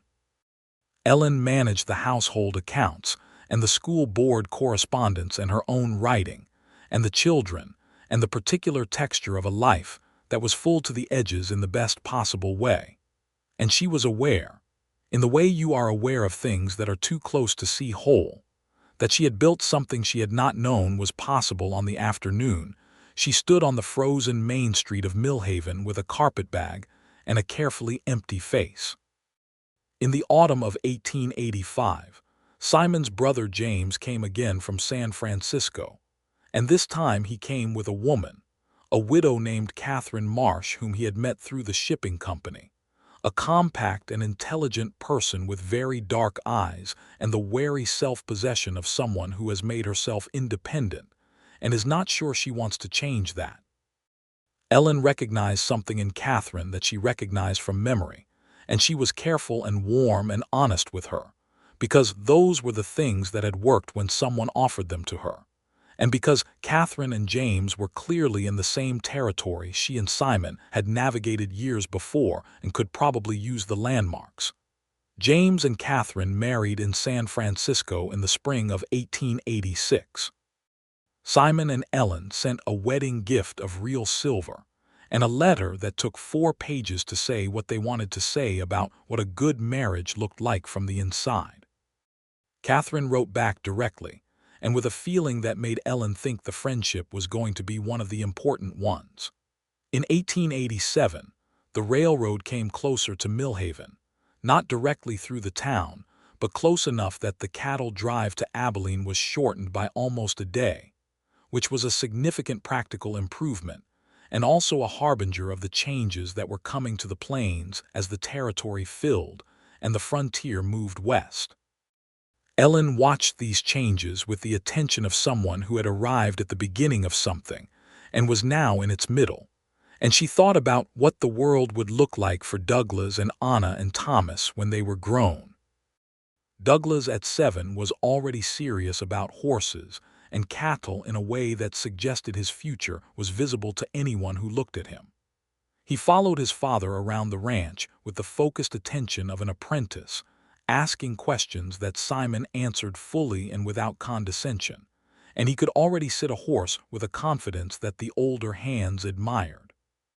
Simon observed all of this without the pressure of expectation, which Ellen appreciated, because the ranch was there for Douglas if he wanted it, but she did not want it to be a trap. Anna at 6 was reading well beyond her grade level and had taken to following Ellen into her study to look at books, the way Douglas followed Simon into the pastures. She had specific questions about specific things and received incomplete answers with the expression of someone who plans to find the better source. Ellen taught her herself in addition to school, not with a program but in the informal, responsive way of a teacher who follows the student's interest, and Anna's interests were numerous and eclectic and wonderful. Thomas at 2 was still the most sociable person in the family, and had extended his program of finding everything interesting to include the ranch dogs, the chickens, Josephine's cooking demonstrations, the account books, and a collection of small rocks that he was assembling with the serious curatorial purpose of a natural historian. In the summer of 1887, Millhaven got its first telegraph office, and the world immediately became smaller and noisier in the way that information technology always makes the world smaller and noisier. Ellen used the telegraph for her state education board work, and Simon used it for cattle market information, and both of them agreed that it was useful and somewhat exhausting. Martha Hensley died in Wichita in August of 1887 at the age of 70, which Ellen had been expecting for some time, and which still arrived with the particular weight of the death of someone who gave you a chance when you needed one. She wrote to Martha's sister with a letter that said what needed to be said, and attended the small memorial service that the Millhaven community held on the following Sunday, at which several people spoke about Martha with the genuine warmth that comes from a life lived in useful service to a place. Ellen stood up and spoke last, and what she said was simple and true, that Martha Hensley had offered her the opportunity to become something she had not known she could become, and that she intended to spend the rest of her life being worth the offer. She looked at Simon when she said it, and he was looking back at her with the expression she knew best on his face, the one that was not performing anything. The year 1888 brought an early spring and a fourth child. Ellen was 37 years old, and she and Simon had both approached this pregnancy with a more cautious attention than the previous ones, not with fear, but with the awareness that a body has limits, and that wisdom is knowing when to acknowledge them. Dr. Pierce was consulted early and regularly and was reassuring, and Josephine organized the household's management in ways designed to reduce Ellen's physical demands without reducing her authority over any of it, which was the right balance. The child, a second daughter, was born in April and was strong and healthy, and arrived with the efficiency of a fourth child whose mother's body knew what it was doing. They named her Clara for Clara Webb Cartwright, which made Clara herself cry when she heard it, which was the intended effect. Clara McCrae was from the beginning a composite of characteristics that seemed to have leapfrogged one generation and come from somewhere further back, a cheerfulness and a stubbornness that coexisted in a way that was immediately charming and occasionally infuriating, and a gift for talking to people that put Thomas's sociability in a different light, because Thomas was easy and comfortable with people while Clara was strategic about them in the way of a person who understands how much can be accomplished through the right conversation. Simon looked at Clara when she was 3 weeks old and said, "She is going to be a politician." "Or a diplomat," Ellen said. "In this country, those are different things." She laughed, and the baby startled at the sound and then settled, which seemed characteristic of Clara from the beginning, easily startled, quickly recovered, already assessing the situation. The 4 children grew together in the way of children who have space and work and parents who are genuinely interested in them. And the ranch house was alive with the particular energy of a household, where a lot of things are always happening, and someone is always learning something, and the dinner table conversations are extended and overlapping, and often have to be managed by whoever has the most patience that evening. Josephine remained at the center of it all, aging with the dignity of someone who has no intention of being diminished by the process, and the relationship between her and Ellen had become one of those friendships that does not announce itself as a friendship, because it has grown past the point where such announcements are necessary. In 1889, Kansas changed, as the whole territory changed, with the opening of the Oklahoma Territory to settlement and the continued movement of the frontier, and the conversations at the Millhaven community meetings became larger and more complicated as the context of their lives expanded. Simon attended these meetings regularly, and spoke at them occasionally with the authority of someone who has thought carefully about things, and is willing to say what he thinks clearly without bullying anyone into agreement. Ellen attended when she could and wrote about what she heard for the state newspaper column she had begun contributing to in 1886, which had given her a wider readership and a wider correspondence and a reputation, not large but real, as a voice worth consulting on questions of education and women's lives on the frontier. Margaret Fulton came to visit from Topeka in the summer of 1889, the first time they had met in person after 5 years of correspondence, and the meeting was one of those confirmations that some relationships are as real in person as they are on paper, which is not always true. Margaret was 62 years old and moved through the world with the force of a woman who has been fighting for things she believes in for a long time and has not stopped because the fight has been slow. She and Ellen sat on the ranch house porch in the summer evening and talked for 4 hours while the fireflies appeared in the grass, and Simon brought them coffee without being asked and disappeared back inside with the tact of a man who understands which conversations are not his to be part of. "He is remarkable," Margaret said, watching him go. "He is," Ellen said. "Most men would have opinions about their wives' activities that would require significant management." "He has opinions," Ellen said. "They are usually useful ones, and he understands that my activities are mine and that his trust in me includes trusting that I know what I am doing." "That is a rare understanding," Margaret said. "I know," Ellen said. "I knew it when I found it." Margaret stayed 3 days, and Douglas at 9 followed her around the ranch with the particular fascinated respect that very direct people inspire in young people who are developing their own directness. Anna at 8 had a conversation with her about women's education that Margaret later described in a letter to Ellen as the most sophisticated discussion she had with any participant in her Topeka lecture series, which did not happen to include 8-year-olds but probably should. The 1890s came in on the plains with a series of challenges that tested the ranching community with a thoroughness that reminded everyone of the precariousness underlying even the most established success. Drought came in 1890 and 1891, reducing the grass and threatening the water sources, and requiring the kind of management decisions that were genuinely difficult. Choices about herd size and feed costs, and whether to sell cattle at depressed prices or carry them through at high expense. Simon navigated this with the steady pragmatism he had brought to every previous crisis, making the hard decisions early and cleanly rather than allowing hope to run the accounts too long. He sold a portion of the herd in the fall of 1890 at a price he described as an insult, and accepted the insult because the alternative was worse. He renegotiated the feed contract with a supplier in Abilene and found a more favorable arrangement through the contact network he had built over 15 years of doing business honestly.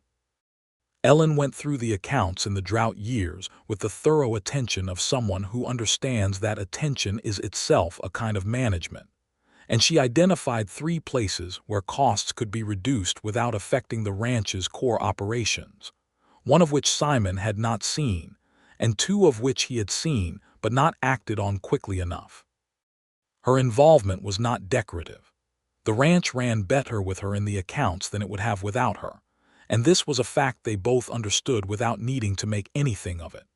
The school continued through the drought years, and Ellen made the argument to the county board with some force that it was precisely in hard times that children's education could not be allowed to slip, that it was an investment in the future of the community, and not a luxury to be reduced with the cattle prices. The board agreed, with more ease than she expected, because Millhaven by 1890 had 20 years of evidence for what a good school did for a community. The drought broke in late 1892, and the plains came back green the following spring, and the relief was deep and physical, the kind that you feel in your body because you have been holding tension you did not know you were holding until it releases. Simon rebuilt the herd with the careful patience of someone who has done this before, and knows that haste in this particular kind of recovery produces fragile results. Douglas was 13 in 1892 and had become, over the preceding years, a young man whose relationship with the ranch was clearly vocational, not in the sense of obligation, but in the sense of genuine calling. He worked alongside the hands with a competence that earned real respect rather than the polite indulgence given to a boss's son, and Simon managed the balance of being his son's teacher and his employer with the same level, fair quality he brought to everything.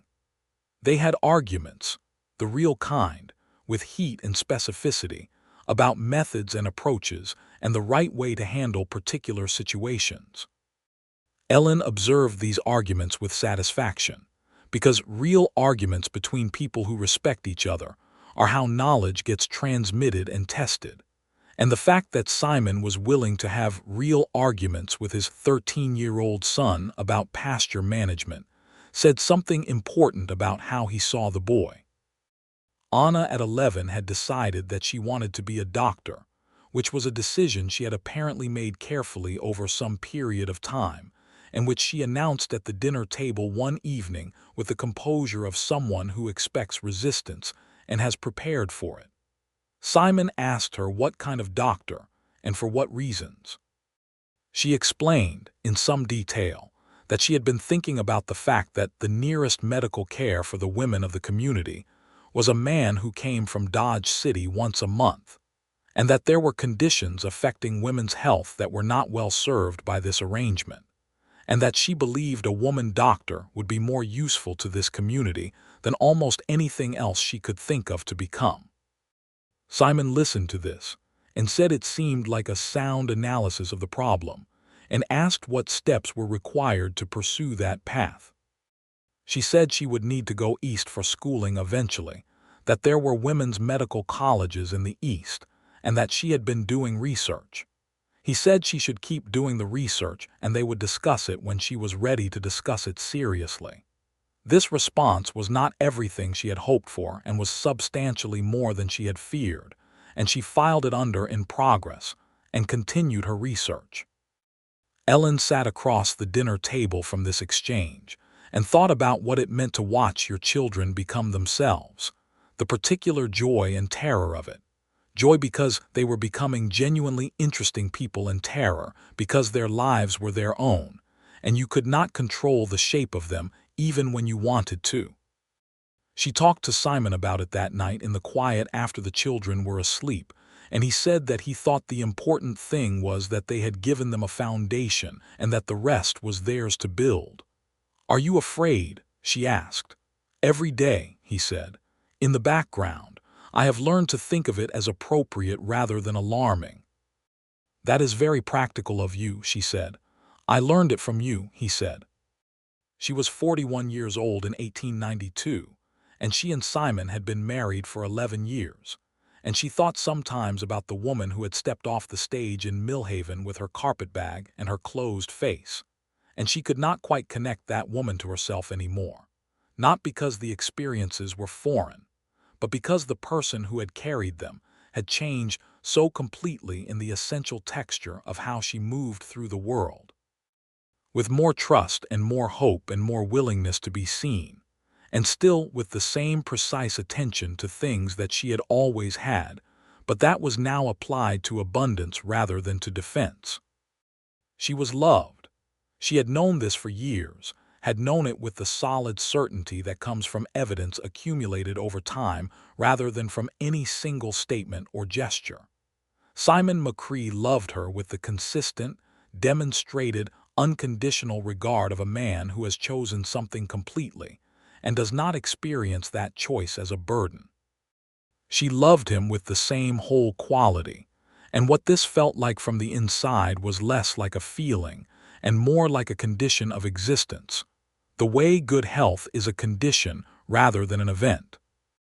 In the summer of 1893, they celebrated their 12th anniversary with a dinner that Josephine prepared that had clearly been planned for some time, and that involved dishes Ellen had not tasted since her childhood in Ohio, which led to a conversation over dessert about how Josephine had known, which revealed that Ellen had mentioned to Josephine in some unremembered conversation 2 years earlier that she missed certain things from Ohio cooking, and Josephine had written them down. Ellen looked at Josephine across the anniversary dinner table with the feeling of being known by someone in the way that only long attention can produce, and said, "You are the best thing about this house." Josephine said that she was aware of this and had no plans to change it. Simon said that he thought he was the best thing about the house. Douglas, now 14, said that the horses were the best thing about the house. Anna, 12, said that the library was the best thing. Thomas, 8, said that the kitchen was the best thing. Clara, 5, said that she was the best thing, which produced a general agreement that she was not wrong. Douglas went to agricultural college in Manhattan, Kansas, in 1897. The Kansas State Agricultural College that had been established 30 years earlier, and that offered the kind of modern scientific approach to farming and ranching that Simon had been reading about in journals for years. He went without great drama, with the practical acceptance of a young man who understands that going to learn something does not mean leaving the thing you learned it for, and with letters home that were detailed and specific and sometimes contained information about soil science that Simon found genuinely useful. Anna went east to the Woman's Medical College of Pennsylvania in 1898, at 17, which was young but not impossibly young for a student as prepared as she was. Ellen had helped her write the application letters with the attention she gave to things that mattered, and Simon had arranged the financial details without making Anna feel the magnitude of them. And Josephine had packed her trunk with a thoroughness that Anna later said covered every possible contingency, including at least 2 she had not anticipated. The loss of Anna to the east was felt by the whole household, but it was felt most quietly and specifically by Ellen, who had spent 12 years thinking with and against, and alongside her daughter's mind, and who found the house in her absence like a room where the light source has been moved. She wrote Anna long letters every week. Anna wrote back with the medical student's combination of exhaustion and exhilaration that made the letters both alarming and wonderful. Thomas grew through his teenage years with the steady sociability that had characterized him from infancy, becoming the kind of young man who knew everyone in the county and whom everyone liked without quite being able to explain why, which is the mark of a genuine people person rather than a performer. He helped on the ranch and was competent at it, but it was not his calling in the way it was Douglas's, and by 16, it was fairly clear that his direction was going to be toward people rather than land. He expressed an interest in law after several conversations with Reginald Coombs, who had become, over the years, something of a fixture in the McCrae household's broader constellation of connections, and who had long since stopped being alarmed by Simon's late-night demands, and had become instead quietly proud of the family he had served. Clara at 10 was exactly the politician Simon had predicted, organizing the other children of Millhaven into various projects with the confident authority of a natural leader, and the diplomatic skill of someone who understands that people need to believe the idea was partly theirs, even when it was entirely yours. Simon and Ellen watched their 4 children moving into their own lives with the mixture of pride and loss that was becoming the central emotional texture of this period. And they talked about it in the evenings, the way they talked about everything, honestly and at length. And they found that having talked about it made it more bearable, which was the advantage of having someone to think with. Josephine, who was 68 in 1898 and had been at the McCrae Ranch for 38 years, was beginning to slow in ways she would not admit to directly, but which were visible to anyone who paid attention, which Ellen and Simon both did. They had this conversation with Josephine with considerable care, because Josephine's dignity was not something to be handled carelessly. They suggested that Consuela, the young woman who had joined the kitchen staff 2 years earlier and who Josephine had been training with thoroughness and exacting standards, was ready to take on the main cooking responsibilities. Josephine said this was obvious to anyone with eyes. They said they thought Josephine's position at the ranch should become whatever she wanted it to be, with the same wages and the same room and the same standing in the household, because her standing in the household was not contingent on her labor. Josephine was quiet for a moment, which was unusual for her. Then she said that she would continue to supervise Consuela, because Consuela had promising instincts but needed supervision. They agreed this was a practical arrangement. She lived at the ranch for 6 more years, supervising Consuela with decreasing frequency and increasing generosity. And when she died in the spring of 1904 at the age of 74, she died in her own room in the house where she had spent more than 40 years, with Ellen and Simon and Clara beside her.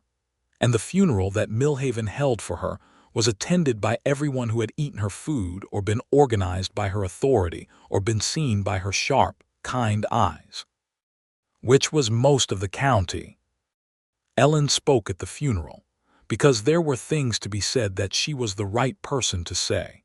And what she said was that Josephine Reyes had understood the difference between the work of keeping a household running and the love of keeping a household alive, and that she had done both without ever confusing one for the other, and that this was a rarer and more valuable thing than any amount of professional competence.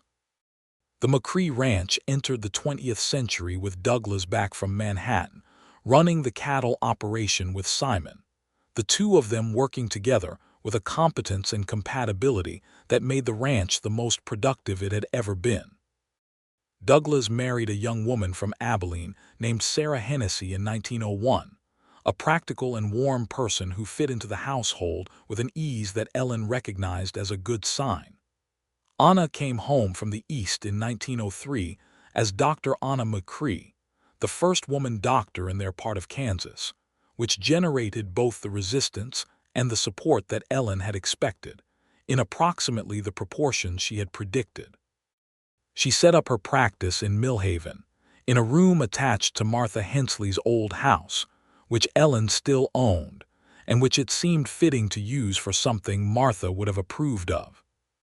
Thomas did in fact study law, reading in Reginald Coombs's office in the afternoons after Coombs's eyesight began to fail, and eventually going to Topeka for formal study, and returning to Millhaven to take over the practice when Coombs retired. He was the kind of lawyer that his father had found in Coombs, but that was rarer than it should be.